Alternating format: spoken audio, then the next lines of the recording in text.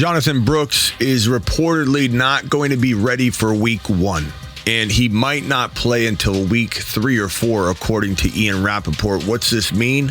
Who are we attacking in drafts instead of Brooks, and should you take him? Where should you take him? We'll talk about this right now. The Fantasy Football Show begins right now. Live from the FantasyFootballShow.com studios. It's the Fantasy Football Show. Live!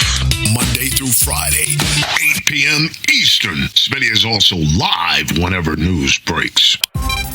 From the FantasyFootballShow.com news desk, here is your breaking news. Wanted. So Jonathan Brooks might not be ready until week 3 or 4.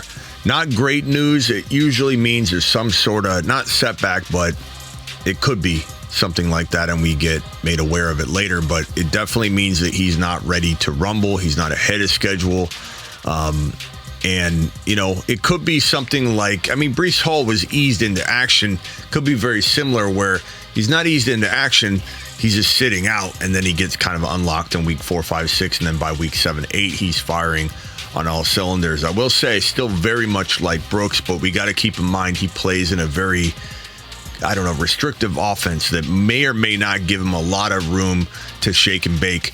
Chuba Hubbard got a ton of work last year, but he wasn't super efficient and effective. And I think that at the end of the day, you're drafting this guy to not play until week 3 or 4. Let's call week 4 to be safe. He probably gets eased into things for 2 or 3 weeks, and maybe you get half a year of him chomping at the bit. But I don't know that you want to pass on a Trey Benson who may be in the lineup quicker than that, and he's in an electric offense. But there is a world where Brooks and Benson both enter the lineup at the same time. Maybe Benson never gets in the lineup. Maybe James Conner thrives and tears it up. But then you could say, well, why don't I draft James Conner and Benson over just Brooks? Why don't I draft Zamir White instead of Brooks? Why don't I draft Jaylen Warren, who is a phenomenal player to grab in 2024 fantasy football? Jaylen Warren, no matter what, is penciled into a lot of reception work. And he's a player that we absolutely love walking into 2024. And if I pull up Jaylen Warren's stats from 2023, you're going to be probably pretty surprised at how well this kid played. And the fact that he walks into an offense that, Arthur Smith likes to use his second running back in command.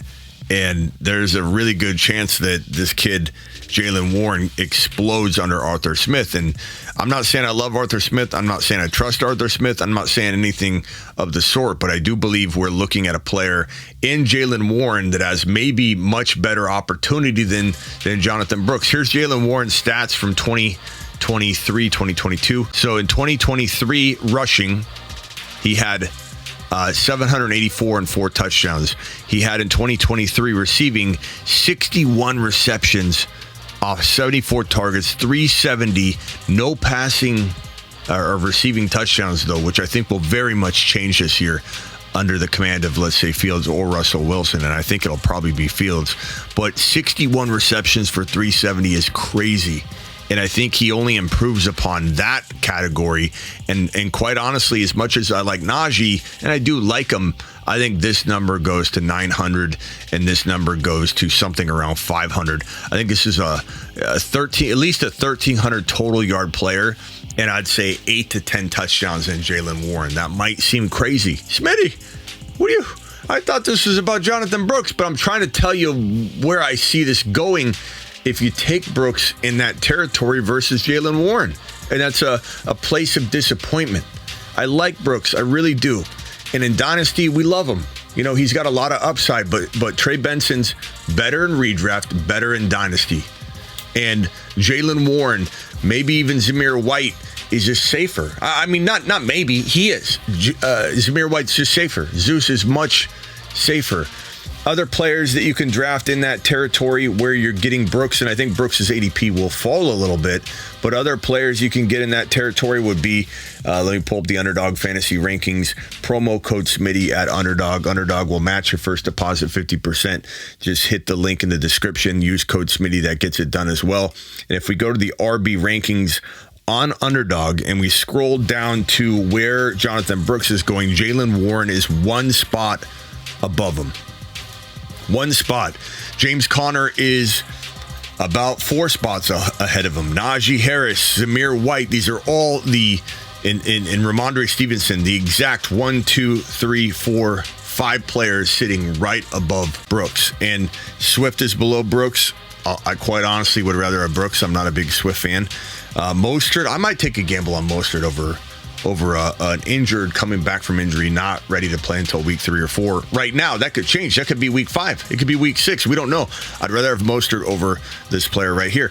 Chase Brown, who's gaining more and more steam. Trey Benson, like I said, especially Trey Benson and Connor, if you can pull that off. And Trey Benson's ADP is at 118, and Brooks' ADP is 90.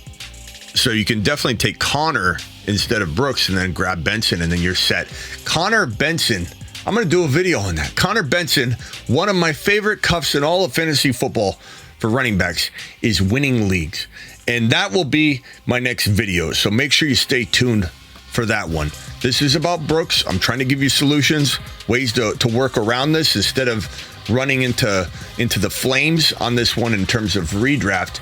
I'm 100% on board the Connor Benson, 100% on board the Jaylen Warren, even standalone. Najee Warren you could do. And I'm very much on board the Raheem Mostert and grab Jalen Wright later. Now, you got Achane, great. I want all 3 of them. But if you don't have Achane, I'm still more on board going Mostert with Jalen Wright, who's almost free, than just Jonathan Brooks, who's going to miss at least 3 or 4 games. And again, missing how many games being eased back in weeks 5, 6, 7. Don't go near Brooks unless he falls a little bit in ADP. If he does, I'm back on board, but he has to fall in order for me to get back on board. I do not like his current value, which again is right here, above or right around these guys. All these guys above him. Again, Connor, Ramondre, Zamir, Jaylen Warren, and Mostert and Chase Brown.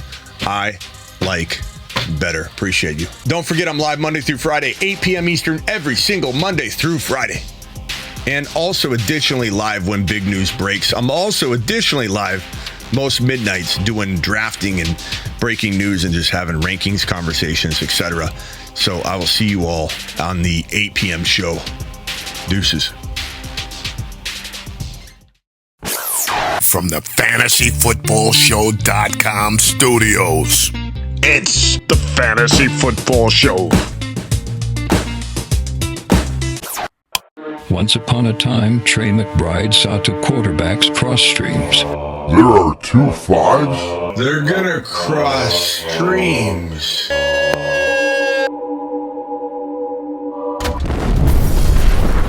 He worked effortlessly trying to accomplish this feat on his own. Then, one day, he crossed his 4th and 5th round average draft position. And then, this occurred.